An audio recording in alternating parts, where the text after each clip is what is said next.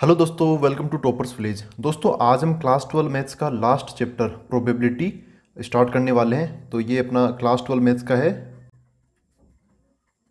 Last chapter. ठीक है दोस्तों, तो इसको करेंगे भी वैसे एकदम शानदार तरीके से। तो सबसे पहले देखते हैं कि यार इस पूरे चैप्टर को, जैसे अभी तो अपना पहला लेक्चर है, इसमें थ्योरी देखेंगे हम पहले टॉपिक की, लेकिन इसको हम करेंगे कैसे, या फिर आपको ना इसके लिए एग्जाम की प्रिपरेशन कैसे करनी चाहिए ना इस चैप्टर को लेकर। तो स्ट्रेटेजी डिस्कस करेंगे, इस पूरे चैप्टर की करेंगे। तो देखो दोस्तों, अभी हम क्लास 12 मैथ्स की प्रोबेबिलिटी वाला चैप्टर देख रहे हैं ना, तो उसके लिए यहाँ पर बहुत बार काम आते हैं प्रोबेबिलिटी क्लास 11 के फॉर्मूलाज। ठीक है, तो आप टेंशन मत लो। अगर आपने क्लास 11th की प्रोबेबिलिटी या फिर क्लास 11th में आपने मतलब बहुत गौर से नहीं पढ़ा तो कोई टेंशन नहीं है। मैं आपको यहाँ पे ना ये बता दूंगा, बताता हुआ चलूंगा आपको क्लास 11 के जो प्रोबेबिलिटी के फॉर्मूलाज है ना, या फिर जो भी कंसेप्ट है वो बताता हुआ चलूंगा, सारी की सारी चीज़ें। ठीक है, उसके बाद ही हम आगे बढ़ेंगे। तो आप भी जब कभी भी क्लास 12 ये प्रोबेबिलिटी स्टार्ट करो तो सबसे पहले वो फॉर्मूला जरूर देख लेना और वो कंसेप्ट्स, क्योंकि यहाँ पर काम आते हैं। फिर बाद में क्लास 12 प्रोबेबिलिटी के फॉर्मूलाज, तो ये टॉपिक के साथ अपने होते चले जाएंगे। आप चाहो तो चैप्टर के लास्ट में एक लिस्ट बना लेना। ठीक है, अच्छा, उसके बाद में देखो अपने जो क्लास 12 के जो कंसेप्ट है ना, वो ये है, ये 5 कंसेप्ट पर हम ये अपना पूरा टॉपिक करेंगे, पूरा चैप्टर करेंगे। स्टार्टिंग के 3 कंसेप्ट्स का एक अलग ग्रुप बनता है, और जो लास्ट के जो 2 टॉपिक है उनका एक अलग ग्रुप बनता है। स्टार्टिंग के 3 चैप्टर्स का ग्रुप में कौन कौन है? Conditional probability, multiplication theorem of probability, और फिर है बेस थ्योरम। इसको बेस थ्योरम भी बोल देते हैं, बेस थ्योरम भी बोल देते हैं, कुछ भी बोल सकते हो। एक्चुअली ये थोड़ी सी डिफरेंट टाइप की मतलब ये प्रोबेबिलिटी निकालने के क्वेश्चंस मिलते हैं। और जो बाद वाले हैं ये है probability distribution of a random variable, जिसके अंदर हम मीन एंड वेरिएंस निकालते हैं। तो और उसके बाद में आता है Bernoulli's trial and binomial distribution. ठीक है, तो ये जो फर्स्ट ये 1 2 3 है ना, स्टार्टिंग के 3 है, ये आपको थोड़ी सी दिक्कत पैदा कर सकते हैं अगर आप इनकी प्रैक्टिस कम करोगे तो। बाकी जो 4th और 5th है ना, जो भी ये 4 और 5, इसी हिसाब से आपकी एक्सरसाइज भी होगी ना। जो भी एक्सरसाइज फर्स्ट होगी, सेकंड होगी, थर्ड होगी, वो इन्हीं से मिलेगी, और लास्ट की 2 एक्सरसाइज आपको इनसे मिलेगी। तो इनकी एक्सरसाइज और इनके जो कंसेप्ट है वो काफ़ी आसान है। तो आप टेंशन मत लो कि यार ये बड़े बड़े नाम वाली क्या चीज़ें हैं, बहुत आसान है ये लास्ट वाले 2 टॉपिक। अगर आप मैं यहाँ पर ना 10 में से ऐसे पॉइंट दूँ तो समझो कि ये इनका डिफ़िकल्टी लेवल अगर 10 में से 6 है तो इनका 10 में से 4 ही होगा। ठीक है, तो समझ सकते हो। अच्छा, इनकी स्ट्रेटजी क्या होनी चाहिए? देखो, conditional probability, multiplication theorem of Bayes theorem. एक चीज़ आप इनमें ना एकदम दिमाग में बिठा लो, इन सब का ना ऑर्डर बहुत मैटर करता है। यहाँ पर ऑर्डर को आपको फॉलो करना ही करना है, फॉलो दी ऑर्डर।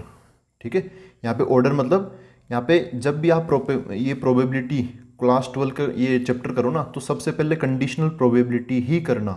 अगर आपको थोड़ी बहुत नॉलेज है, पूरी नॉलेज नहीं है कंडीशनल प्रोबेबिलिटी, तो फिर आप बेस थ्योरम या मल्टीप्लिकेशन थ्योरम या फिर आगे मत चलना। ठीक है, वैसे यहाँ से पार्टीशन बन जाते हैं, लेकिन फिर भी मैं आपको ना एडवाइस ये करूँगा और आपको फॉलो करनी ही करनी है एडवाइस। क्या कि सबसे पहले कंडीशनल प्रोबेबिलिटी ही करना है। ये बाकी चैप्टर्स की तरह नहीं है कि भाई थोड़ा बहुत पिछला वाला टॉपिक आता तो चलो अब ये नया वाला टॉपिक हम कर लेंगे, ऐसा नहीं है। यहाँ पर यहाँ बाकी टॉपिक्स में कर सकते हो, बाकी चैप्टर्स में कर सकते हो, लेकिन यहाँ नहीं कर सकते।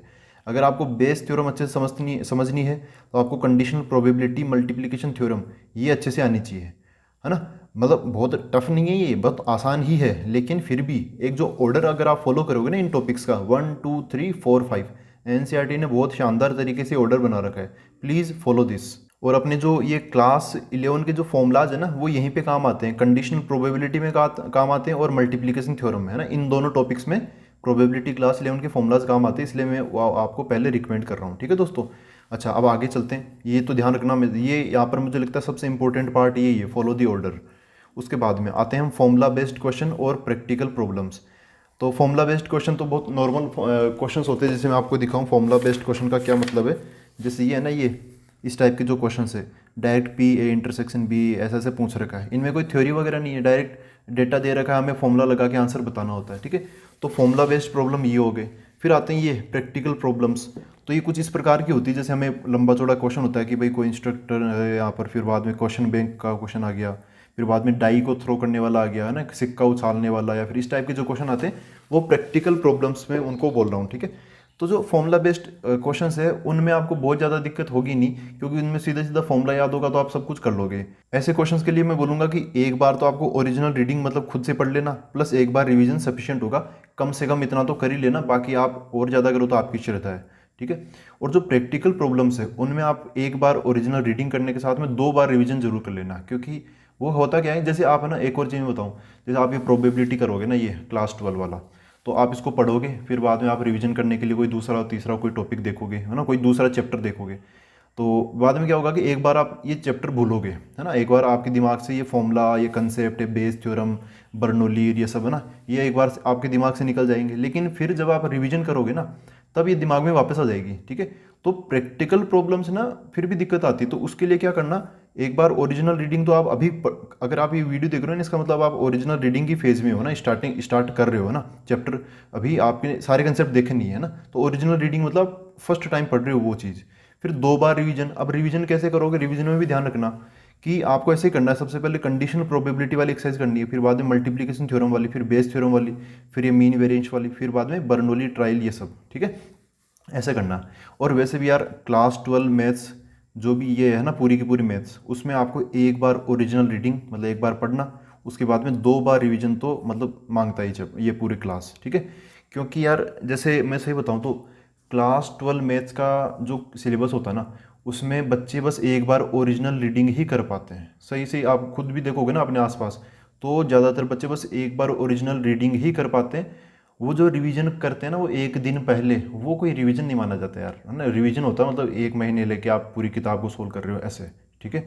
तो फिर 2 बार रिवीजन मतलब 2 महीने लगा के आपने 2 बार रिवीजन कर लिया उस टाइप से। तो जो भी बच्चा ओरिजिनल रीडिंग के साथ में 2 बार रिवीजन कर लेता है ना यार, वो मोर देन सफिशिएंट हो जाता है, बहुत तगड़ा हो जाती है यार, आप इजीली 90+ स्कोर कर सकते हो इजीली, और वो भी 90+। फिर 95, 99, 100, वो तो देखो वो तो बहुत बहुत फिनिश चाहिए, और वो मतलब हो भी जाता है, थोड़ा बहुत लक फैक्टर भी काम करता है आगे, लेकिन 90+ आप इतनी मेहनत से इजीली पा सकते हो। तो दोस्तों ये होगी अपनी स्ट्रेटजी, ये प्लानिंग इस चैप्टर को लेकर, ठीक है। अभी हम स्टार्ट करते हैं, जो यहाँ पर आते हैं कि प्रोबेबिलिटी क्लास 12 को स्टार्ट करने से पहले प्रोबेबिलिटी क्लास 11 के जो इंपॉर्टेंट फॉर्मूलाज और कंसेप्ट है ना, इनको देख लेते हैं। देखो दोस्तों, सबसे पहले आते हैं रैंडम एक्सपेरिमेंट पर। रैंडम एक्सपेरिमेंट कोई भी चीज़ होगी, जैसे हम सिक्का उछाल दिया, एक डाई को थ्रो कर दिया ना, कुछ भी चीज़, जैसे मैं यहाँ पे लिख देता हूँ for example, throw a die, ये कोई पासा है, पासा हमने उसको उछाला है, तो बस ये हो गया रैंडम एक्सपेरिमेंट। अब सैंपल स्पेस क्या होता है, इसके जो भी आउटकम्स हो गए ना, जो भी इसकी वजह से हमें रिजल्ट्स मिलेंगे, वो उनका सेट हो जाएगा। तो इसका सैंपल स्पेस एस से रिप्रेजेंट करेंगे, कैसे दिखेगा ये, 1 2 3 4 5 6 ऐसे, ठीक है। अगर हम सिक्के को उछालेंगे तो फिर यहाँ पे हेड और टेल आ जाएगा। हम ज़्यादा डिटेल में जाएंगे नहीं, क्योंकि हम ऑलरेडी एक बार कर चुके हैं, और आप जितना मैं बता रहा हूँ ना क्लास 12 के लिए उतना ही सफिशिएंट भी है। तो देखो फिर बाद में इवेंट क्या होता है, इवेंट वो चीज़ होती है जो हम चाहते हैं, क्या, जैसे कोई हमने ये पासा फेंका, कि फिर हम 1 चाहते हैं या 2 चाहते हैं, तो समझो कि हम इवन नंबर चाहते हैं, 2 4 6, तो वो इवेंट हो गया, है ना। इवेंट मतलब क्या, वॉट वी वॉन्ट, ठीक है, मतलब जो हम चाहते हैं वो चीज़ यहाँ पर इवेंट्स में आ जाती है। फिर इम्पॉसिबल इवेंट क्या होता है, ऐसे इवेंट जिनकी प्रोबेबिलिटी होती है जीरो, मतलब होने, प्रोबेबिलिटी मतलब क्या, होने के चांस, वो क्या होते हैं, जीरो होते हैं। इम्पॉसिबल इवेंट्स को हम यहाँ पे फाइव से रिप्रेजेंट करते हैं, P of five equal to zero. Sure event क्या होते हैं, ऐसे इवेंट्स जो होंगे ही होंगे, पक्का होंगे, कुछ भी कर लो वो होंगे ही होंगे। तो ऐसे इवेंट्स की जो प्रोबेबिलिटी होती है वो क्या होती है, 1 होती है। फिर बाद में जो प्रोबेबिलिटी होती है, किसी भी इवेंट की प्रोबेबिलिटी वो 0 से 1 के बीच में होती है।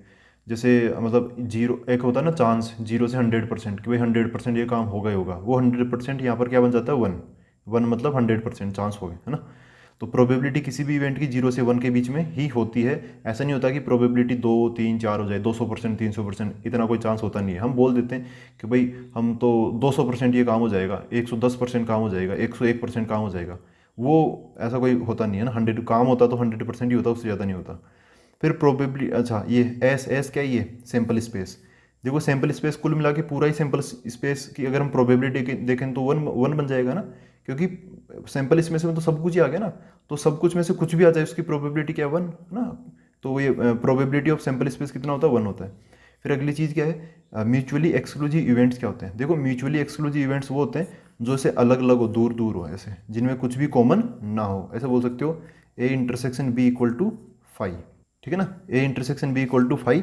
अच्छा इसको ना दूसरे शब्दों में, म्यूचुअली एक्सक्लूसिव इवेंट्स को हम दूसरे शब्दों में बोलते हैं म्यूचुअली डिसजॉइंट इवेंट्स। क्या बोलते हैं, म्यूचुअली, यहाँ पे म्यूचुअली लिख नहीं रहा, थोड़ा बड़ा वर्ड, तो म्यूचुअली डिसजॉइंट इवेंट्स ऐसा बोलते हैं, ठीक है। इनमें कुछ भी कॉमन नहीं होता। फिर अगला आता है एग्जॉस्टिव इवेंट्स। एग्जॉस्टिव इवेंट्स तो ये ऐसे इवेंट्स होते हैं जिनका हम यूनियन ले, समझो कि E1 E2 E3 ऐसे करते करते En, इनको हम एग्जॉस्टिव इवेंट कब बोलेंगे, जब इन सबको हम मिलाएं वापस, मतलब यूनियन ले, तो वापस ये सैंपल स्पेस के बराबर बन जाने चाहिए। ठीक है, इनको बोलते हैं हम क्या, एग्जॉस्टिव इवेंट्स। देखो एस एस मतलब क्या है, ये सैंपल स्पेस ही है। ठीक है, जैसे मैं यहाँ पे दो टुकड़े कर दूँ, भाई 1 2 3 वाले एक E1 में चले गए, 4 5 6 वाले E2 में चले गए, तो मैं E1 और E2 दोनों का यूनियन लूँगा तो वापस 1 2 3 4 5 6 बन जाएगा। तो फिर E1 और E2 को क्या बोल दूंगा मैं, एग्जॉस्टिव इवेंट्स। म्यूचुअली एक्सक्लूसिव क्या होते हैं, जो कि अलग अलग हो, जिनमें कुछ भी कॉमन ना हो, पहली चीज़। एग्जॉस्टिव इवेंट्स क्या होते हैं, ऐसे इवेंट्स जिनको हम वापस मिलाएं, जिनका यूनियन ले, तो वो क्या बन जाना चाहिए, फुल। फुल मतलब क्या, एस। एस मतलब सैंपल स्पेस। सैंपल स्पेस में क्या होता है, ऑल पॉसिबल आउटकम्स इसमें आ जाते हैं। ठीक है, तो ये बात हुआ। अब देखो थोड़ी लैंग्वेज की बात कर लेते हैं, क्योंकि ज़्यादातर स्टूडेंट्स को ना यार यहाँ पे दिक्कत आती है। कई बार क्या लिखा होता है, कई बार एटलीस्ट लिखा होता है, एटमोस्ट लिखा होता है। तो देखो ये जनरल टर्मिनोलॉजी जो कि आपको याद, मतलब याद क्या, ऐसे जनरल लैंग्वेज, मतलब जैसे हम डेली लाइफ में बोलते हैं ना, तब भी आपको पता रहना चाहिए कि यहाँ पर किस शब्द का क्या मीनिंग है। जैसे यहाँ पर क्या दे रखा है, P probability of A and B, तो एंड का मतलब क्या होता है, इंटरसेक्शन बन जाएगा। ठीक है, A यहाँ पे इंटरसेक्शन B, ये हो गया। अच्छा, किसी क्वेश्चन में लिखा हुआ आ जाए कि probability of at least one of A and B, मतलब ए और बी में से एटलीस्ट मतलब कम से कम एक। ठीक है, कम से कम एक। तो उस केस में ए हो जाए या फिर बी हो जाए या फिर दोनों ही हो जाए, चल सकता है। तो इसको और शॉर्ट बनाकर हम ऐसे लिख सकते हैं, ए और बी, ए या बी में से कोई एक। ठीक है, या फिर दोनों भी हो जाएगा, वो भी सी के अंदर आता है। और इसको मैथमेटिकली और शॉर्ट बनाकर हम ऐसे बोल देते हैं, ए यूनियन बी। तो भूलना मत, कभी भी ये आ जाए ना at least one of A and B, तो उसको आप ए यूनियन बी लिख सकते हो। कभी ऐसा जाए ए और बी, उसको भी आप ए यूनियन भी लिख सकते हो। इसका फॉर्मूला क्या होता है, ये तो जाना माना फॉर्मूला, आप क्लास 11th से इसको पता ना आपको, कैसे सेट्स में भी ये आया था पहले चैप्टर में, क्लास 11 के पहले चैप्टर में आया था ये। वहाँ पे वो एन लगा हुआ था आगे की तरफ, यहाँ पे एन नहीं है, यहाँ पर पी है, पी फॉर प्रोबेबिलिटी। क्या है, P of A union B equal to P A plus P B minus P A intersection B, बीच में इंटरसेक्शन है, इंटरसेक्शन मतलब ये आप देख ही चुके पहले। अच्छा, उसके बाद में आते हैं वापस फॉर म्यूचुअली एक्सक्लूसिव इवेंट्स। जो म्यूचुअली एक्सक्लूसिव इवेंट्स होते हैं ना, जिनमें कुछ भी कॉमन नहीं होता, देखो ये वाले A intersection B equal to 5, तो इनके एक साथ होने की प्रोबेबिलिटी, मतलब ए एंड बी आ गए ना, इंटरसेक्शन मतलब क्या, एंड है, तो एक साथ होने की प्रोबेबिलिटी क्या होती है, जीरो होती है। ठीक है, तो इस हिसाब से आप ये ऊपर वाला फॉर्मूला भी मॉडिफाई कर सकते हो कि भाई म्यूचुअली एक्सक्लूसिव इवेंट्स में अगर मैं पी ए यूनियन बी की बात करूँ तो फॉर्मूला क्या होगा, P A plus P B, बस इतना ही होगा, क्योंकि पी ए इंटरसेक्शन बी तो पक्का जीरो बनेगा ही बनेगा, वो भी किस में, म्यूचुअली एक्सक्लूसिव इवेंट्स में। ठीक है, बाकी सब में तो वो फॉर्मूला लगेगा, और वो फॉर्मूला अगर आपको म्यूचुअली एक्सक्लूसिव इवेंट्स पे लगाना तो फिर वो ए इंटरसेक्शन बी ये खत्म हो जाएगा। अच्छा, ये जो ए यूनियन बी है ना, ये तो दो ही सेट का था। अगर तीन सेट्स का आ जाए कि P of A union B union C, मतलब probability of A union B union C, तो क्या हो जाएगा, P A plus P B plus P C minus ये एक एक आ गए, फिर दो दो माइनस हो जाएंगे, फिर तीन तीन वाला जुड़ जाएगा। तो एक एक वाले को जोड़ रखा हमने, फिर यहाँ पे देखो दो दो, मतलब A intersection B, B intersection C, C intersection A, ये माइनस कर देंगे, फिर तीन तीन वाला ये जुड़ गया, तो एक एक वाला प्लस, दो दो वाला माइनस, तीन तीन वाला प्लस। कई बार यहाँ पे 4 या 5 आ जाए तब घबराना मत, तब क्या होगा, एक एक वाला प्लस, दो दो वाला माइनस, तीन तीन वाला प्लस, फिर चार चार वाला माइनस, फिर पाँच पाँच वाला प्लस, है ना, समझ गए ना, प्लस माइनस ऐसे। खैर आगे आते हैं, प्रोबेबिलिटी ऑफ नॉट ए, कई बार ये लिखा होता है क्वेश्चंस के अंदर भी, प्रोबेबिलिटी ऑफ नॉट ए बताओ। तो नॉट का मतलब क्या होता है कि वो ए नहीं होगा, अब है ना, ए नहीं होगा, तो उसको मैथमेटिकली हम ऐसे शो करते हैं, ए डैश, या फिर ए के ऊपर छोटा सा सी लगा देते हैं। ठीक है, या फिर कुछ और भी होता है ए के ऊपर, अच्छा ए के ऊपर ऐसे बार लगा देते हैं, बार ऐसे खड़ी लाइन, मतलब खड़ी नहीं सीधी लाइन ऐसे। तो प्रोबेबिलिटी ऑफ ए डैश ये क्या होता है, देखो नॉट ए है ना, तो टोटल प्रोबेबिलिटी कितनी होती है, 100%, 1 मतलब 100%। तो 100% में से अगर हम पी के चांसेस हटा, सॉरी ए के चांसेस हटा देंगे, तो हमें ए के नहीं होने के चांसेस मिल जाएंगे। ठीक है, जैसे कोई स्टूडेंट है, वो उसके पास होने के चांस है समझो 70%, तो उसके पास नहीं होने के चांस क्या होंगे, 30%, है ना। वो हमने 30 कैसे निकाला, 100 में से 70 को माइनस करके तो निकाला। तो प्रोबेबिलिटी में क्या होता है, हम 100 में से माइनस नहीं करते, यहाँ पर हम एक में से माइनस करते हैं। एक मतलब फुल प्रोबेबिलिटी, टोटल प्रोबेबिलिटी, उसमें हम ए वाले माइनस कर देंगे तो ए डैश की प्रोबेबिलिटी आ जाएगी। ठीक है, उसके बाद में एक ऐसा लिखा होता है, probability of neither A nor be. इसका मतलब क्या होता है, ना तो ए और ना ही बी। मतलब ए डैश नाइदर ए मतलब ए डैश, नोर बी मतलब बी डैश, और इनके बीच में इंटरसेक्शन, ना तो ए होगा एंड, इंटरसेक्शन मतलब एंड, ना ही बी होगा। ठीक है। अच्छा, ऐसे जब भी क्वेश्चन आते हैं ना उसके जस्ट बाद डी मॉर्गन्स लॉ लगता ही लगता है। तो मैंने एकदम सीक्वेंस में, मैंने बहुत सारे क्वेश्चन देखे हैं ना, टेंशन मत लेना, मैंने बहुत सारे क्वेश्चन देखे, पूरा चैप्टर देख रखा है मैंने। फिर बाद में मैंने सोचे कि यार किस क्वेश्चन को कैसे करें, तो इसके बाद अगली स्टेप क्या होती है, तो वो सब कुछ तोल ताल के सब फिर मैं आपको बता रहा हूँ ये। ठीक है। देखो, तो जब भी नाइदर ए नॉर बी का क्वेश्चन आता है उसके बाद में डी मॉर्गन्स लॉ लगता ही लगता है। वो कैसे लगाते हैं, देखो ये इस लॉ को देख लो, उसके बाद में वहाँ प्रोबेबिलिटी में तो काम आ जाएगा। ये सेट के ऊपर लगा रखा है De Morgan's law, A intersection sorry A dash intersection B dash है ना, तो यहाँ पर ना इन दोनों का डैश कॉमन ले लेते हैं हम, और जो बीच में इंटरसेक्शन है वो यूनियन बन जाएगा। ठीक है। अगर बीच में यूनियन पहले और दोनों पर डैश पहले से लगा हुआ है तो आप ये डैश कॉमन ले सकते हो, और बीच वाला जो यूनियन है वो बाद में इंटरसेक्शन बन जाएगा। ठीक है। ऐसे मतलब ऐसे ऐसे इधर उल्टा भी समझ सकते हो, जैसे ए यूनियन बी के ऊपर यहाँ पे डैश लगा हुआ, तो जो डैश अंदर जाएगा ना तो सबको बदल देगा, ए को ए डैश बना देगा, बी को बी डैश बना देगा, और यूनियन को इंटरसेक्शन बना देगा। ठीक है। ऐसे यहाँ पर समझ सकते हो। उसके बाद में कई बार ऐसा होता है कि नाइदर ए नॉर बी नहीं पूछा जाता, ऐसा पूछा जाता है ए तो है लेकिन बी नहीं है, ए बट नॉट बी, तब क्या होगा, ऐसा बन जाएगा प्रोबेबिलिटी ऑफ ए तो हो रहा है बट नॉट बी मतलब बी डैश, बी नहीं होगा मतलब बी डैश आ जाएगा। ठीक है। ए इंटरसेक्शन बी डैश ऐसे। अब last but not the least probability का formula, probability of an event P of E क्या होता है, number of favourable outcomes divide by total number of outcomes. ठीक है। ये आप 10th क्लास से करते आ रहे हो, तो मुझे नहीं लगता इसको एक्सप्लेन करने की जरूरत पड़ेगी, छोटे छोटे एग्जाम्पल ले लेके, एक डाई को फेंको सिक्के को फेंको, आप सबको पता है। ठीक है। तो अभी हम क्लास 12 के मटेरियल से स्टार्ट करते हैं। सबसे पहले देखते हैं कंडीशनल प्रोबेबिलिटी। देखो दोस्तों, कंडीशनल प्रोबेबिलिटी जिसको हम हिंदी में कहते हैं सप्रतिबंध प्रायिकता, इसको मैं एक एग्जाम्पल से समझाता हूँ। सबसे पहले एक एग्जाम्पल लेते हैं कि कोई एक एग्ज़ाम है, वैसे आप अलग अलग भांति भांति के यहाँ पे एग्जाम्पल ले सकते हो, मैं एक एग्ज़ाम का एग्जाम्पल लेके आपको समझाने की कोशिश करूँगा। कोई एग्ज़ाम है तो समझो कि वो 2 स्टेज में होती है, पेपर 1 पेपर 2, या फिर स्टेज 1 स्टेज 2, या फिर आप कैसे भी समझ सकते हो। मैं यहाँ पर ऐसे ले लेता हूँ, एक पेपर 1 होगा, उसके बाद में पेपर 2 होगा। आप इसको ऐसा भी समझ सकते हो कि भाई पहले प्री होगा और बाद में मेन होगा, मतलब प्री और मेन कैसा भी समझ लो। जैसे आईएएस के एग्जाम में होता है ना, पहले प्री फिर मेन फिर इंटरव्यू, उसमें 3 फेजेस हो जाते हैं। तो इस हिसाब से आप ऐसा कोई सा भी एग्जाम्पल ले लो, जैसे आप अपने हिसाब से देख सकते हो कि प्री बोर्ड फिर बाद में अपनी मेन एग्जाम हो गया उस हिसाब से। ठीक है। तो एक एग्जाम है जिसमें 2 पेपर होते हैं, पेपर 1 देन पेपर 2, और फिर बाद में रिजल्ट आएगा।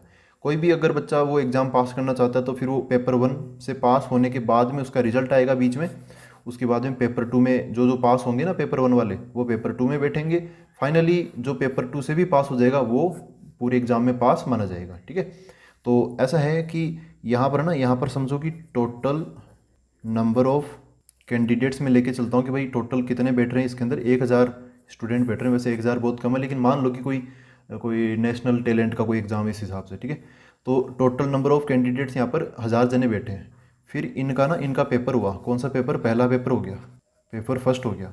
यहाँ पे रिजल्ट आया, रिजल्ट आने के बाद पता चला कि यहाँ पर मतलब पहले से ही ऐसे कर सकते हो कि मान लो पहले बोल दिया गया कि भाई 1000 में से हम यहाँ पर रखेंगे 400 स्टूडेंट्स को रखेंगे। ठीक है। फिर बाद में इन 400 स्टूडेंट्स का ना लिस्ट में नाम आ गया 400 का, फिर होना था पेपर सेकंड। अब इसमें से कितने लोगों को पास किया जाएगा, ये टोटल 50 लोगों को पास किया जाएगा। ऐसा ऐसा सिचुएशन है।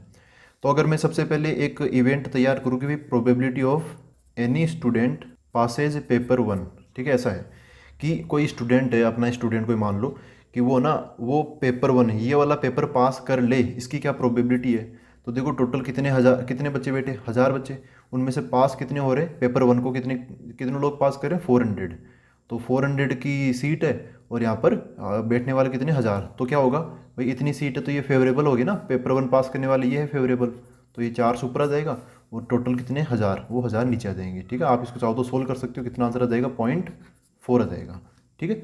अब मैं एक नया इवेंट तैयार करता हूँ कि भाई प्रोबेबिलिटी ऑफ, एक नया इवेंट यहाँ पे लिखता हूँ कि एनी स्टूडेंट पासेस दी कंप्लीट एग्ज़ाम। देखो इसकी क्या प्रोबेबिलिटी होगी, कंप्लीट एग्ज़ाम का मतलब, कंप्लीट एग्ज़ाम का मतलब ये है यहाँ से चालू हो गए वहाँ तक। ठीक है। यहाँ से जो भी बच्चा निकलेगा ना, मतलब जो 50 के अंदर आ गया वो हो गया कंप्लीट एग्ज़ाम, उसने पास कर लिया पेपर 1 पेपर 2 इस तरीके से। तो कोई भी स्टूडेंट कंप्लीट एग्ज़ाम पास करे उसके लिए देखो मैं क्या, यहाँ पे और कोई कंडीशन नहीं है, बस इतनी सी है। तो बैठने वाले कितने 1000, लास्ट में फाइनल कंप्लीट एग्जाम पास करने वाले कितने होंगे 50, है ना। तो 50 का सीधे सीधा 1000 से कनेक्शन हो जाएगा, कितना हो जाएगा ऊपर 50 और नीचे 1000। तो यहाँ पर इसको सोल्व करेंगे, 3 जीरो है तो यहाँ पे 2 तो नंबर यही, तो 0.05 इतनी प्रोबेबिलिटी है कि कोई बच्चा यहाँ से वहाँ तक पहुँच जाए। ठीक है, अब इसके बाद में मैं एक नया इवेंट तैयार कर रहा हूँ, वो देखो ऐसा ऐसा लिख रहा हूँ, एक नई चीज़ की प्रोबेबिलिटी निकालेंगे, वो यहाँ पे मैं लिख के बताता हूँ फिर क्या है।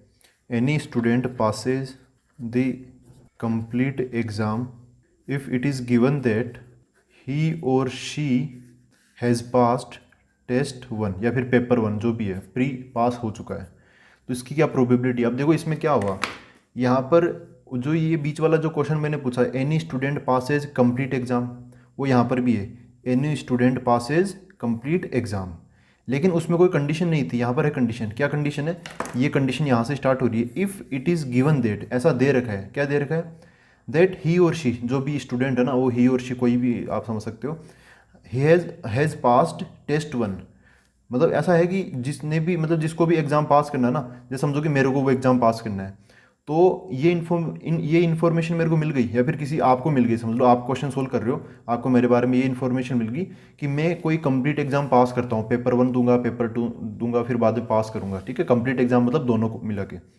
और आपको ये पता चल गया if it is given that he, मतलब मैं हैज़ पास्ड टेस्ट 1, मैं टेस्ट 1 तो पास कर चुका हूँ, मैं यहाँ तक पहुँच चुका, यहाँ तक।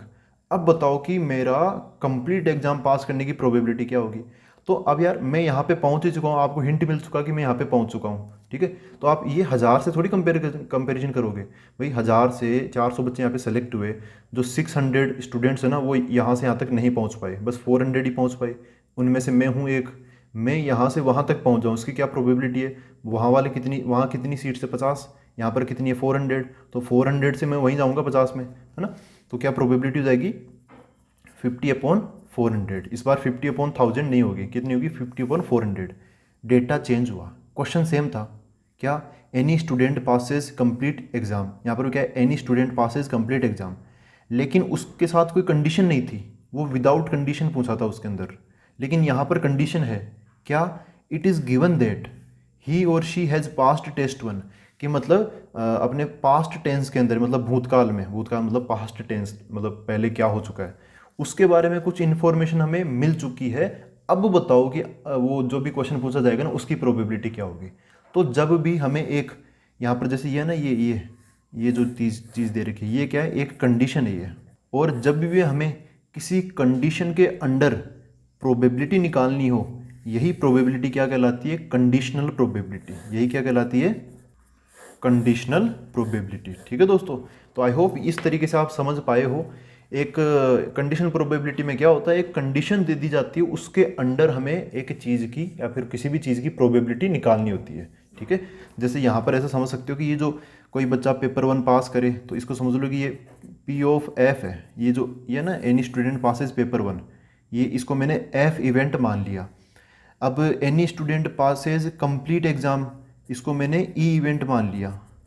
ठीक है, तो अब देखो यहाँ पर क्या पूछा है कि कोई स्टूडेंट कंप्लीट एग्जाम पास करे, बात तो वही है ना, ई वाली बात यहाँ पर है। फिर it is given that he और शी हैज़ पास टेस्ट 1, ये टेस्ट 1 वाली बात वहाँ पर है, पेपर 1 वाली बात है ना। तो एक टाइप से एफ को और ई को, इन दोनों को मिला के एक नया क्वेश्चन बना दिया, जिसमें हमें ये पूछा गया गिवन दैट वो चीज़ दे रखी थी। ठीक है, तो इस चीज़ को लिखने का तरीका मैथमेटिकली ऐसा हो जाए, प्रोबेबिलिटी ऑफ, यहाँ पे ऐसे देखो, इधर लिख देता हूँ प्रोबेबिलिटी ऑफ ई, ऐसे खड़ी यहाँ पे लाइन खींच देते हैं, और यहाँ पे एफ, देखो ये जो स्टेटमेंट है ये वाला, ये एफ वाला स्टेटमेंट है कि कोई स्टूडेंट टेस्ट 1 पास करे, मतलब पेपर 1, ये किस में आ गया, एफ में आ गया। तो ये गिवन था, जो गिवन होता है ना, वो यहाँ पे बाद में लिखते हैं हम, दिस इज़ गिवन, ऐसा दे रखा कि जो एफ इवेंट है ना, ये हो चुका है। अब बताओ ई इवेंट की प्रोबेबिलिटी क्या है, जबकि यहाँ पे सीधा सा था, बताओ ई इवेंट की प्रोबेबिलिटी है, और कुछ नहीं दे रखा था। यहाँ पर सीधा सीधा एफ इवेंट की प्रोबेबिलिटी बताओ, और कुछ नहीं दे रखा। लेकिन यहाँ पर ई इवेंट की प्रोबेबिलिटी निकालनी है जब क्या दे रखा हो कि भाई एफ हो चुका है, ये गिवन मतलब ये हैपन्ड, ये हो चुका है, ये घटना हो चुकी है। अब बताओ कि ई के होने के चांस क्या है, this is called conditional probability. अब मैं इसका फॉर्मल जो डेफिनेशन है ना, वो लिखता हूँ, फिर थोड़ी बहुत प्रॉपर्टी वो देख के फिर हम एग्जाम्पल करेंगे इसके। तो देखो दोस्तों, डेफिनेशन ऑफ कंडीशनल प्रोबेबिलिटी, इसका मतलब ये है the conditional probability of event E हमें ई की कंडीशनल प्रोबेबिलिटी निकालनी है कब, जब given that event F has already happened, जो एफ इवेंट है ना वो ऑलरेडी हो चुका है, अब ये चीज़ अपनी जानकारी में है, अब हमें ई की प्रोबेबिलिटी निकालनी है। हो सकता था कि ये जानकारी अपने दिमाग में नहीं होती थी, ई की प्रोबेबिलिटी कुछ अलग आती, लेकिन चूंकि हमें अब पता चल चुका है कि एफ की जो घटना है ना वो ऑलरेडी हो चुकी है, वो घटित हो चुकी है। अब बताओ कि ई की प्रोबेबिलिटी क्या है, तो हो सकता है अब आंसर चेंज हो जाए। ठीक है, तो इसको लिखने का तरीका क्या होता है, प्रोबेबिलिटी ऑफ, देखो कंडीशनल प्रोबेबिलिटी ऑफ ई निकालना में मेन चीज़ यहाँ पर ई है, तो ई की प्रोबेबिलिटी हमें चाहिए कब, जब एफ ऑलरेडी हो चुका है। तो देखो जो चीज़ हो चुकी होती है ना उसको हम यहाँ पे ऐसे खड़ी लाइन बना के ऐसे डंडा खींच के इधर की तरफ उसको लिख देते हैं। ठीक है, यहाँ पर जो लिखा है ना, जो बाद में लिखा होता है उसका मतलब क्या है कि ये ऑलरेडी हो चुका है ना, इसका मतलब क्या है, ऑलरेडी हैपेंड। ठीक है, जो बाद में लिखा होता है उसका मतलब होता है कि ये हो चुका है। अच्छा, इसका फॉर्मूला क्या होता है, इसका फॉर्मूला ये होता है, देखो जो हो चुका है ना वो उसकी प्रोबेबिलिटी नीचे आती है, और इन दोनों का इंटरसेक्शन कॉमन उसकी प्रोबेबिलिटी ऊपर आएगी, ई इंटरसेक्शन एफ, ये चीज़ ऊपर आएगी। ठीक है, अब ऐसा क्यों होता है इसका, देखो मैं प्रूफ समझा देता हूँ, थोड़ा हल्का सा प्रूफ है इसका, कोई बहुत बड़ा नहीं है। देखो प्रूफ देखते हैं इसका। समझो कि यहाँ पर जैसे कोई भी घटना होती है, तो जैसे किसी सिक्के को उछालते हैं या फिर किसी डाई को उछालते हैं, तो ऐसा कुछ सैंपल स्पेस, ये क्या हो गया अपना टोटल सैंपल स्पेस आ गया। इसके अंदर दो इवेंट हो रहे हैं, ये इवेंट ई है और ये इवेंट एफ है। इसको मैं ना सेट की मदद से समझाने की कोशिश कर रहा हूँ। हमें ये निकालना है, क्या निकालना हमें, प्रोबेबिलिटी ऑफ ई जब एफ ऑलरेडी हो चुका है।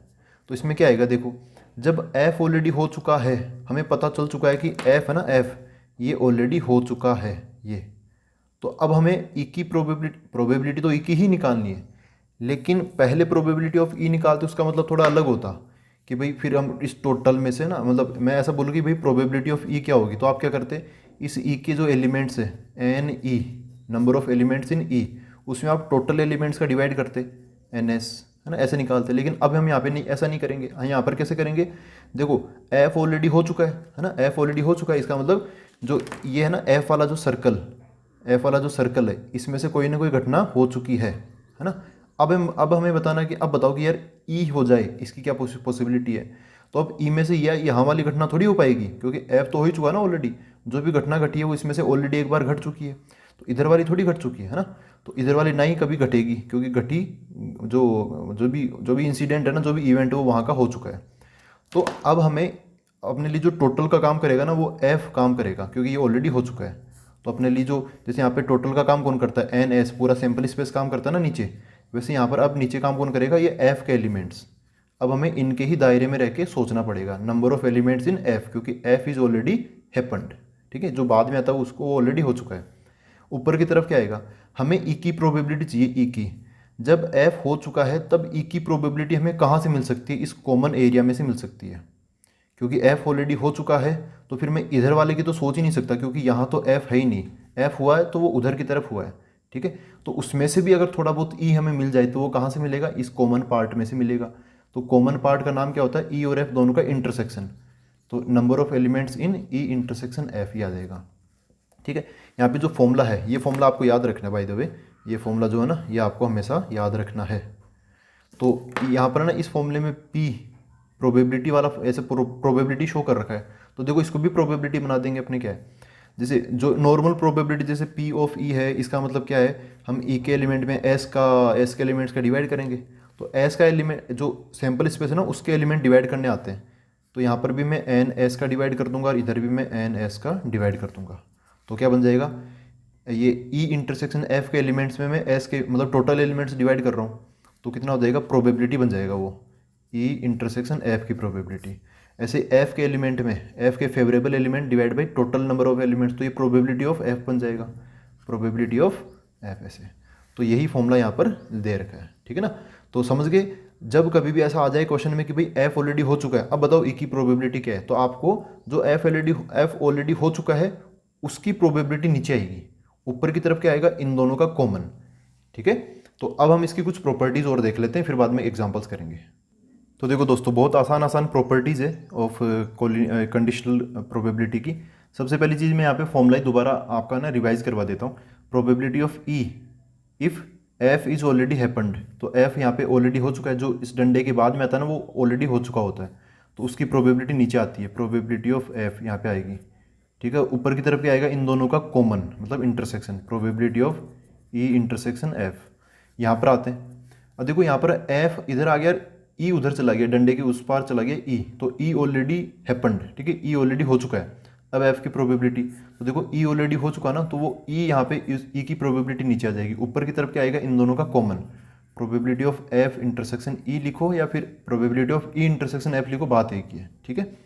अच्छा आगे आते हैं, तो देखो प्रोबेबिलिटी ऑफ एस, एस जब भी लिखा हुआ है ना, एस का मतलब क्या होता है, सैंपल स्पेस, टोटल। तो जब एफ ऑलरेडी हो चुका है तब टोटल की प्रोबेबिलिटी, यार टोटल की प्रोबेबिलिटी तो वैसे ही एक होती है, तो एफ हो चुका होगा तब भी टोटल की प्रोबेबिलिटी तो एक होगी। और दूसरी चीज़ ये, जब एफ ऑलरेडी हो चुका है तब एफ के होने की प्रोबेबिलिटी क्या होगी, तो जब एफ ऑलरेडी हो ही चुका है तब तो एफ की तो पक्का होगा ना, एफ 100% होगा, है ना। जब आप पूरी एग्जाम पास कर ही चुके हो तब आपको पूछे कि अच्छा बताओ अब आपकी प्रोबेबिलिटी क्या है कि आप एग्जाम पास कर चुके हो, तो वो पता ही है कि पूरी एग्जाम पास हो चुकी है, तो फिर 1 हो जाएगी, मतलब 100% मतलब 1 प्रोबेबिलिटी में 1 का मतलब क्या होता है 100%। यहाँ पर आते हैं, probability of A union B if F is already happened, जब कोई इवेंट एफ हो चुका है तब हमें ए यूनियन बी की प्रोबेबिलिटी बतानी है। तो देखो ए यूनियन बी का आप फॉर्मूला जानते हो ना, कि ए फिर बी फिर ए इंटरसेक्शन बी माइनस कर देते हैं, वैसा का वैसा यहाँ पर भी लग जाएगा, बस हर चीज़ के आगे आपको ये डंडा लगा के एफ लगा देना वहाँ पे। तो देखो सबसे पहले पी ए, तो पी ऑफ ए यहाँ पर भी डंडा लगा के एफ लगा देंगे, प्लस फिर प्रोबेबिलिटी ऑफ बी, यहाँ पर भी ए और एफ लगा देंगे, फिर minus probability of A intersection B, और यहाँ पर भी हम ऐसे डंडा खड़ा करके एफ लगा देंगे, ठीक है। तो सेम टू सेम वही फॉर्मूला है, कंफ्यूजन नहीं होने की जरूरत है ना। यहाँ पे एकदम सिंपल है ना यार, इसका मेन फॉर्मूला ही आसान है, तो बाद में जो चीज़ें निकलेगी तो बहुत आसान होगी। तो यहाँ पे सीधा सीधा फॉर्मूला वैसा ही होता है जैसा ए यूनियन बी का पहले हुआ करता था, बस यहाँ पे एफ ऑलरेडी हो चुका तो यहाँ पर भी हो चुका होगा, यहाँ पर भी और यहाँ पर भी हो चुका होगा, ठीक है। अब आते हैं फॉर म्यूचुअली एक्सक्लूसिव इवेंट्स, इसका मतलब क्या होता है, अभी मैंने आपको बताया था कि ए इंटरसेक्शन बी ये होता है फाई, इनमें कुछ भी कॉमन नहीं होता। इसका दूसरे शब्दों में एक्सक्लूसिव का मतलब क्या होता है, डिसजॉइंट, मतलब अलग अलग। तो देखो ए इंटरसेक्शन बी बराबर फाइव हो जाएगा, तो यहाँ पर मैं ऐसा पूछूँ कि भाई probability of A intersection B जब एफ ऑलरेडी हो चुका हो तब क्या होगा, तब जीरो हो जाएगी प्रोबेबिलिटी, है ना। देखो ए और बी दो म्यूचुअली एक्सक्लूसिव इवेंट्स है, इनमें कुछ भी कॉमन नहीं है, तो प्रोबेबिलिटी ऑफ में ए इंटरसेक्शन बी वैसे नॉर्मल निकालता तब भी जीरो आती, तो एफ के होने ना होने से कोई फर्क नहीं पड़ेगा, जीरो तो जीरो ही रहेगा, ठीक है। वो नहीं होंगे तो नहीं होंगे, इंटरसेक्शन मतलब एक साथ, वो एक साथ कभी नहीं होंगे क्योंकि उनमें कुछ कॉमन है ही नहीं। अच्छा उसके बाद में जैसे अब इस अगर ये इंटरसेक्शन ये जीरो बन रहा है ना, तो मतलब यहाँ पर ये जीरो बन जाएगा, तो ये जो फॉर्मूला लिखा ना मैंने ऊपर वो भी मॉडिफाई होके नया बन जाएगा, मतलब उसका यहाँ वाला रिजल्ट याद करने की जरूरत नहीं है, फिर भी मैं लिख के बता देता हूँ क्या बन जाएगा। Probability of A union B जब एफ ऑलरेडी हो चुका है equal to probability of A जब एफ हो चुका है प्लस प्रोबेबिलिटी ऑफ बी जब एफ हो चुका है माइनस ये आएगा। लेकिन मैं तो यहाँ पर क्या बता रहा हूँ आपको, म्यूचुअली एक्सक्लूसिव इवेंट्स वाला केस बता रहा हूँ, तो इसमें इंटरसेक्शन जीरो आ जाएगा, तो ये इसकी वैल्यू जीरो बन जाएगी, बस इतना सा ही बनेगा यहाँ पर, ठीक है। तो म्यूचुअली एक्सक्लूसिव इवेंट्स के अकॉर्डिंग मैंने वो वाला फॉर्मूला यहाँ पे मॉडिफाई कर दिया। अब यहाँ पर आते हैं, प्रोबेबिलिटी ऑफ ई डैश मतलब ई के कॉम्प्लीमेंट की प्रोबेबिलिटी क्या होगी जब एफ ऑलरेडी हो चुका हो। तो वैसे ई डैश की प्रोबेबिलिटी क्या होती है वैसे नॉर्मल, वो होती है क्या, 1 माइनस प्रोबेबिलिटी ऑफ ई, ये होती है ना। अब यहाँ पे जब एफ ऑलरेडी हो चुका है तब क्या हो जाएगा, 1 माइनस प्रोबेबिलिटी ऑफ ई, जब यहाँ पर भी क्या लग जाएगा, एफ ऑलरेडी हो चुका है, बस नॉर्मल सी बात है ना, कोई नया कोई फर्क पड़ा ही नहीं यहाँ पर, बस यहाँ पे एक डंडा लगाकर एफ हम लगा रहे हैं। और ये डंडे वाला जो फॉर्मूला ना मतलब कंडीशन प्रोबेबिलिटी का ये फॉर्मूला है, ये आप याद रख सकते हो, और जो कि याद रखने में बहुत आसान है। अब आपको ये जान के खुशी होगी कि यहाँ पर ना कंडीशनल प्रोबेबिलिटी की थ्योरी खत्म हो चुकी है, बस अब एग्जाम्पल होंगे, है ना। अब आप जो भी आपकी एक्सरसाइज है वो आप इजीली कर सकते हो, बस इतनी सी थ्योरी थी, ये एक पेज की थ्योरी है कंडीशनल प्रोबेबिलिटी में, जिसमें भी आधा तो ये प्रूफ और कुछ जानी मानी पुरानी प्रॉपर्टी है। मेन चीज़ आप कंडीशनल प्रोबेबिलिटी में क्या सीखे, ये फॉर्मूला, और कुछ नहीं सीखे, मतलब सीखे लेकिन मेन कुछ नया एकदम ही नया क्या सीखे, बस ये, ठीक है ना। तो अब हम कर लेते हैं क्या, एग्जांपल्स। देखो दोस्तों मैंने यहाँ पर एक ऑल इन वन एग्जांपल लिया जिसके अंदर सब कुछ कवर हो जाएगा, जो फॉर्मूला बेस्ड क्वेश्चन है ना उस टाइप की सारी चीज़ें कवर हो जाएगी। यहाँ पर ये है प्रोबेबिलिटी ऑफ ए है 7/13, प्रोबेबिलिटी ऑफ बी है 9/13 and probability of A union B वो है 12/13। हमें ए इंटरसेक्शन बी की probability, A when B is already happened ये बताना है, probability of B when A is already happened ये हमें बताना है, ठीक है। तो देखो सबसे पहला पार्ट यही है, और इनकी अगर हम इनका फॉर्मूला लगाएंगे तब भी हमें इसकी ज़रूरत तो पड़ेगी ही पड़ेगी। तो सबसे पहले पहला पार्ट ही हम निकालेंगे। देखो आंसर स्टार्ट करते हैं। यहाँ पर पी ए यूनियन बी दे रखा है 12/13। अब आपको पता है कि ए यूनियन बी वाले फॉर्मूले में ए इंटरसेक्शन भी आता है ना, कई बार देख चुके हैं। क्लास 11th के सेट्स वाले पहला चैप्टर में भी देखा था, फिर प्रोबेबिलिटी में भी देखा था, वो लगभग याद हो भी जाता हमें। यहाँ पर आप एग्जाम्पल्स देखोगे ना, उनमें भी आपको मिल जाएगा। तो मैं ए यूनियन बी का फॉर्मूला लगाऊंगा इसका। तो क्या होता है, probability of A union B equal to, सबसे पहले पी ए, फिर P of B minus P A intersection B, ये आता है। अब यहाँ पर जो जो वैल्यूज़ हमें पता है वो यहाँ पे डाल दो। तो हमें किसकी वैल्यू पता है, ए यूनियन बी, उसकी वैल्यू पता है 12/13 इक्वल टू पी ए की वैल्यू क्या है, ये 7/13 प्लस पी बी की वैल्यू ये है कितना 9/13 माइनस यहाँ पर पी ऑफ ए इंटरसेक्शन भी ये पड़ा रहेगा। हमें यही तो चाहिए, देखो ये है ना, ये सेम टू सेम यही तो है। तो हम क्या करेंगे, हम इस एक्सप्रेशन को LHS में ले जाएंगे, और जो LHS में है ना 12/13 उसको हम RHS में ले आएंगे। तो क्या हो जाएगा, यहाँ पर आ जाएगा P of A intersection B, ये उधर जाके माइनस में हो जाएगा।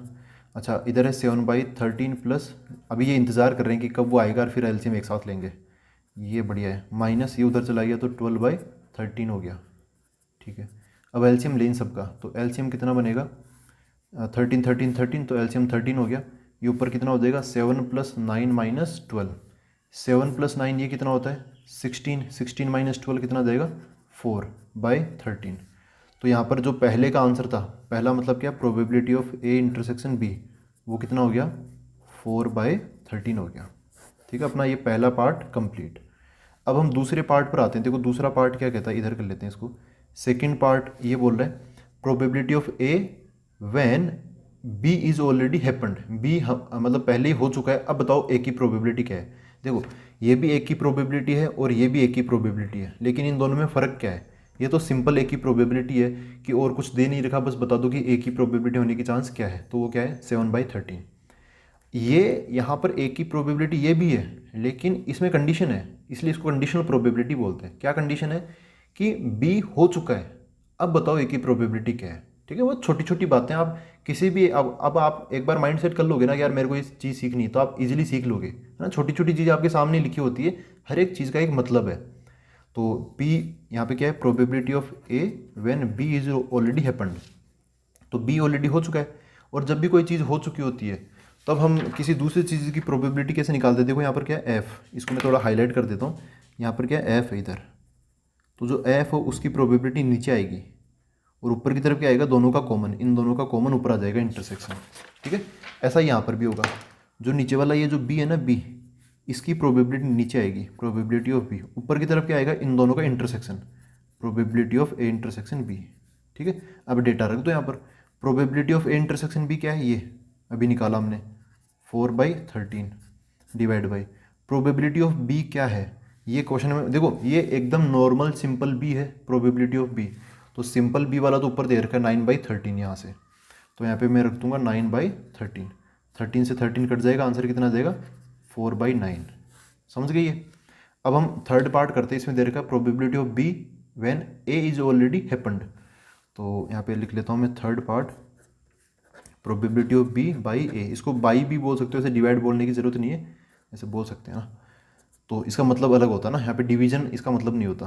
तो इसका मतलब देखो क्या होगा, नीचे की तरफ क्या आएगा, यहाँ पर क्या हो चुका है इस डंडे के बाद में क्या ए है ना, तो इधर इस डिवाइड के नीचे क्या देगा प्रोबेबिलिटी ऑफ ए, फिर ऊपर क्या आता है इन दोनों का common, probability of B intersection A, B intersection A बोला है फिर ए इंटरसेक्शन बी बोलो, बात एक ही है, मतलब वही निकलेगा 4/13, ऊपर क्या जाएगा 4/13 डिवाइड बाई प्रोबेबिलिटी ऑफ ए क्या है, ये 7/13, तो नीचे क्या देगा 7/13, 13 से 13 कट जाएगा, क्या जाएगा आंसर 4/7। समझ गए। तो देखो probability of A when B is already occurred या फिर हैपेंड, उसका आंसर अलग आ रहा है 4/9, और probability of B when A is already happened तब उसका आंसर अलग आ रहा है, ए बाई बी ये 4/9 है, बी बाई ए ये 4/7 है। तो आई होप ये इस तरीके से ना, इस तरीके से आप एक फॉर्मूला, एटलीस्ट फॉर्मूला अप्लाई करना आप सीख गए हो, ठीक है। और इन दोनों का मतलब सेम नहीं होता, ये भी आप जान चुके हो।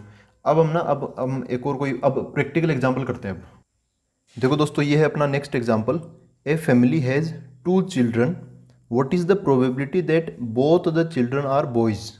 एक फैमिली है उसके 2 बच्चे हैं, तो हमें बताना है कि वो दोनों के दोनों बॉयज़ है, इस बात की क्या प्रोबेबिलिटी है गिवन डेट। देखो क्या दे रखा है, ये कंडीशन दे रखी है, गिवन डेट के बाद में कंडीशन है, क्या कंडीशन है, at least one of them is a boy. ये हमें पता है कि उनमें से कम एक तो है, एक तो यहाँ पे बॉय है। तो बताना है कि दोनों बॉय हो, इसकी क्या प्रोबेबिलिटी है। तो फिर प्रोबेबिलिटी ऑब्वियसली बढ़ी जाती है यहाँ पर। देखो मैं यहाँ पे ना कैसे नोटेशन इस्तेमाल करूँगा, यहाँ पे जो बी है ना, कैपिटल बी, इसका मतलब समझ आना कि ये इसको मैं लिख रहा हूँ बॉय, और कैपिटल जी अगर मैं लिखूँ तो इसका मतलब क्या है, गर्ल। ठीक है। तो देखो पहले हम ना ऐसे क्वेश्चंस में देखो क्या करते हैं, एक सीक्वेंस में बताऊंगा। आप यहाँ पे थोड़े बहुत मतलब ऐसे आप खुद से करोगे ना तो कन्फ्यूजन हो सकता है। मैं आपको एक सीक्वेंस बता देता हूँ, उस सीक्वेंस से चलोगे ना तो आप मतलब कन्फ्यूजन होगा ही नहीं, फटाफट फटाफट आप जल्दी जल्दी फटाफट कर आके आंसर निकाल लोगे। सीक्वेंस क्या है, सबसे पहले आप निकाल लो सैम्पल स्पेस, फिर बाद में इवेंट ई क्या मान रहे हो, इवेंट एफ क्या मान रहे हो, क्वेश्चन के अकॉर्डिंग वो है। फिर इवेंट ई को आप ऐसे सेट की फॉर्म में लिख लेना, ऐसे इवेंट एफ को भी सेट की फॉर्म में लिख लेना। उसके बाद में ई इंटरसेक्शन एफ, इसकी जरूरत पड़ती है तो उसको भी सेट की फॉर्म में लिख लेना, जो मतलब इन दोनों का कॉमन क्या है ऐसे। ठीक है। और उसके बाद में प्रोबेबिलिटी का काम सबसे लास्ट में, ऐसे है ना, ये सीक्वेंस होनी चाहिए हर क्वेश्चन में। तो सबसे पहले एस मतलब सैम्पल स्पेस। देखो सैम्पल स्पेस क्या है, क्या होगा सैम्पल स्पेस, समझ रहे हो ना क्या होता है, ऑल पॉसिबल पॉसिबिलिटीज़ या फिर ऑल पॉसिबल आउटकम्स। एक फैमिली है, उसके दो चिल्ड्रन है, अभी नहीं पता उसमें कितने बॉयज़ गर्ल्स की कैसे क्या है। तो जो सैम्पल स्पेस है ना वो ऑल पॉसिबिलिटीज़ बताता हमें। ठीक है। तो यहाँ पे जो मैं ये लेके चल रहा हूँ एक सैम्पल स्पेस, वो उसको एस से रिप्रेजेंट कर रहा हूँ। इसमें कौन कौन होगा, समझो ऐसा हो सकता है बॉय बॉय, ऐसा हो सकता है ना। देखो पहला बी मतलब ये बड़ा हो गया, और दूसरा वाला मतलब छोटा वाला, ऐसे हो गया। अच्छा बाद में बी जी, ऐसा भी हो सकता है कि बड़ा भाई और छोटी बहन, ऐसा। फिर उसके बाद में जी बी, ऐसा भी हो सकता है बड़ी बहन और छोटा भाई, ऐसे। और बाद में जी जी मतलब दोनों की दोनों गर्ल्स। ठीक है। ऐसे ऐसी पॉसिबिलिटी है, जब भी किसी फैमिली में दो चाइल्ड होंगे तो उनकी यही पॉसिबिलिटी होगी, बी जी बी या फिर जी जी। ठीक है। यहाँ पे B for boy, G for girl. What is the probability that, अच्छा ये तो चीज़ें अभी देखेंगे ना। यहाँ पर अब देखो अपना सैम्पल इस पर समझ गए ना कि ऑल पॉसिबल आउटकम्स क्या है, ऐसा करोगे ना एकदम क्लियर कट समझ जाओगी सारी चीज़ें। फिर आता ई, ई देखो कोई इवेंट होगा, यहाँ पर इवेंट ई कौन सा ले जिसकी प्रोबेबिलिटी हमें निकालनी है। What is the probability that both the children are boys. तो यहाँ पर मैं एक इवेंट ई ले लेता हूँ, तो ये इवेंट हो जाएगा event of both children are, यहाँ पे क्या निकालना, बॉयज़ है ना। तो ये बॉयज़ वाला मैं मान लिया किसके अंदर, ई के अंदर। अच्छा एफ, दूसरा इवेंट एफ, इसकी जरूरत क्यों पड़ी, क्योंकि यहाँ पे दे रखा गिवन डेट, एक और चीज़ यहाँ पे दे रखी है, at least one of them is a boy. तो एफ मतलब ये ले लेता हूँ मैं, at least one of them is a boy, ऐसा हो गया। ठीक है। ऐसा लिखना है एस ई एफ, तो एस को तो हमने पूरा लिख लिया, ई और एफ को ऐसा भी मानना है। अब देखो ई को हम ऐसे सेट की फॉर्म में लिख लेंगे, तो जो अपना ई है ना, ई इसके अंदर कौन कौन आएगा, both both children are boys, तो दोनों चिल्ड्रन बॉयज़ है, वो ये वाला केस ही तो बनेगा, है ना। और इनमें तो जी कहीं ना कहीं से आ रहा है ना, तो यहाँ पे बी इसके अंदर है, बी बी ये वाला केस ई के अंदर आ जाएगा। अच्छा अब एफ के अंदर क्या आएगा, एफ में देखो क्या है, at least one of them is a boy, कम से कम एक उनमें बॉय हो, है ना। तो ये बी वाला आ जाएगा, दोनों बॉय ये भी आ जाएगा, एक बॉय एक गर्ल ये भी आ जाएगा और ये भी आ जाएगा। जी वाला नहीं आएगा क्योंकि इसमें बोला at least one of them is a boy, तो इसमें तो दोनों गर्ल्स है, वो इसके अंदर कैसे आ सकता है। ठीक है। तो ये जो तीन केस है ना वो इस सेट के अंदर आ जाएंगे, इस इवेंट के अंदर क्या बन जाएगा, यहाँ पे बी फिर बी और ये जी। ठीक है, ये बन गया। तो हमने एस निकाल लिया सैम्पल स्पेस, फिर ई निकाल लिया, ई हमने लिख लिया, फिर बस उसको हमने सेट में भी लिख लिया। फिर एफ हमने स्टेटमेंट में लिखा, फिर उसको हमने सेट में भी लिख लिया, यहाँ तक पहुँच गए। इसके बाद में ई इंटरसेक्शन एफ, दोनों का कॉमन। तो अब मैं लिखूंगा यहाँ पे ई इंटरसेक्शन एफ, इन दोनों का कॉमन। तो यहाँ पे बी है, यहाँ पे बी जी है, तो कॉमन क्या है, ये बी ये कॉमन है। तो इसमें क्या आ जाएगा, बी बॉय ये आ जाएगा। ठीक है। अब देखो अब प्रोबेबिलिटी वाला काम जो भी आपको करना ना वो यहाँ पे कर लो।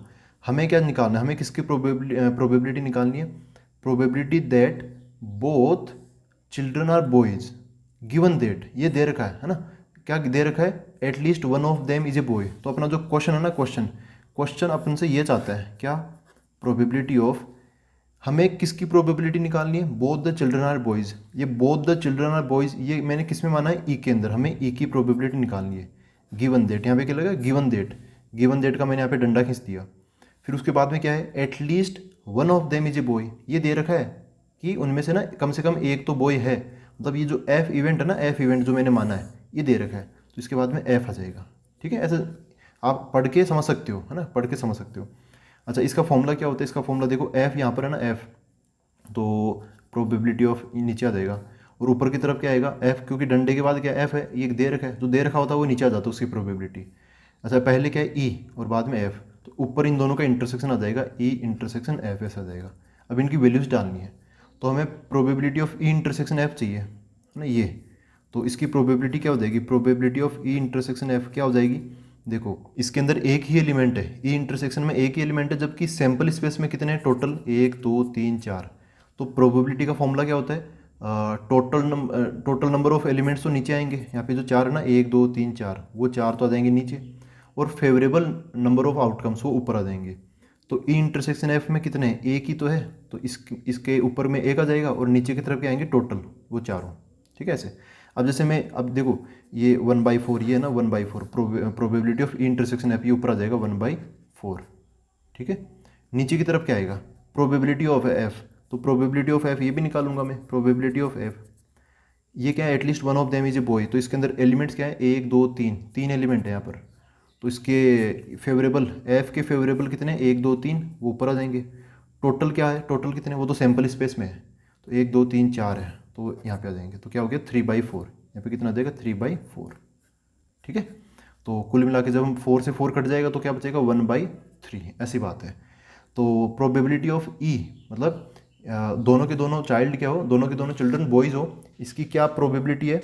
जब हमें पता हो कि एक उनमें से कम एक बॉय है, तो कितनी हो जाएगी? 1/3 हो जाएगी। वैसे हम इसको डायरेक्ट भी कर सकते थे कि भाई ये दे रखा है कि at least one of them is a boy, तो बात इनमें से ही होगी, है ना।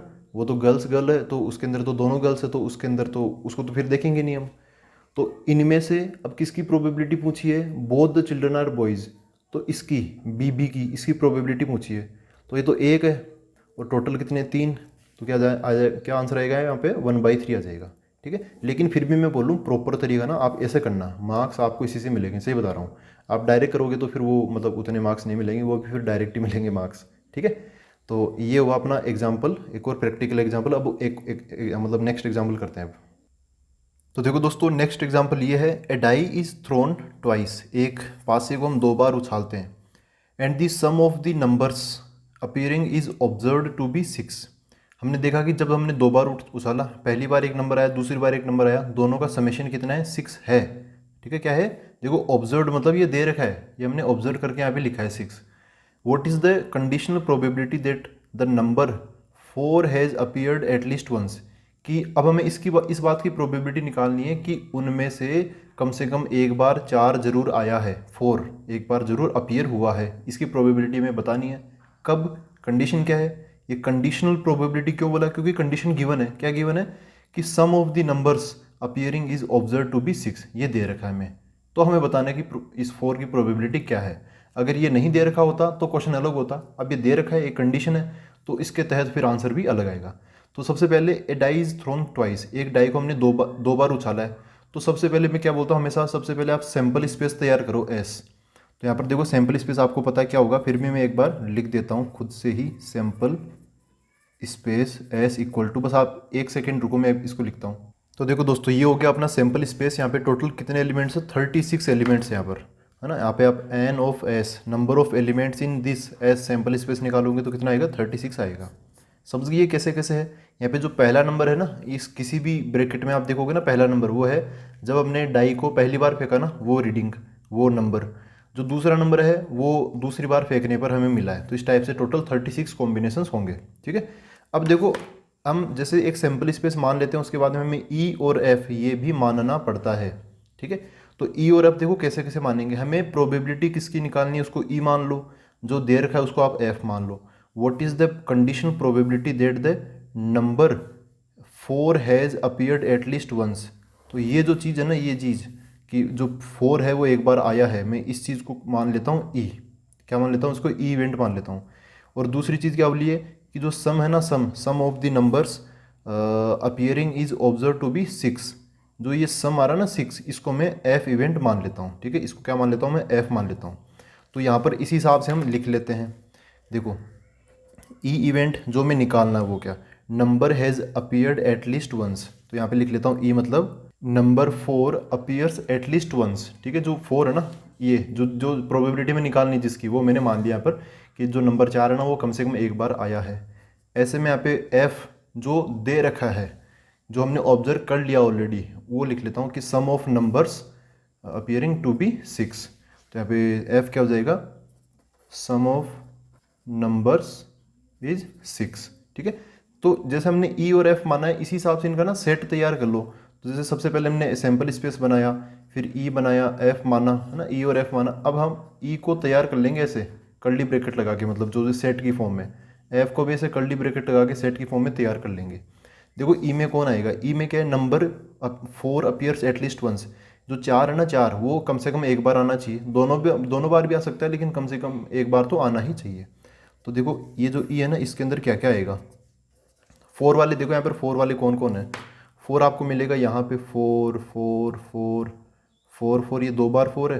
फिर नीचे भी 4 4 मिलेगा, इधर से भी 4 4 4 4 4, है ना। इन सभी के अंदर आपको ना 4 जरूर दिखाई देगा। तो मैं इन सबको लिख लेता हूँ।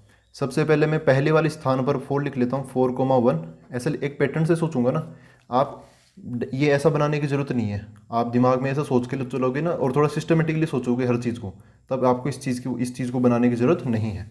जैसे 4 अपीयर्स एटलीस्ट वंस, कम से कम एक बार 4 आना चाहिए। तो मैं पहले वाले को 4 लेके चल लेता हूँ। पहले 4,1 एक बार आ गया 4, फिर 4,2 4,3 4,4 4,5 एंड 4,6, ये आ गया।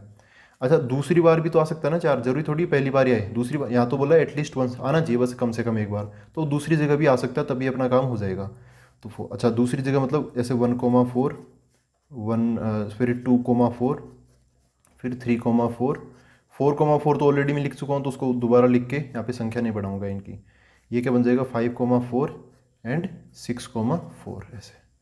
तो ये वो सारे नंबर है जहाँ पर नंबर 4 अपीयर्स एटलीस्ट वंस, एक बार जरूर आता है नंबर 4।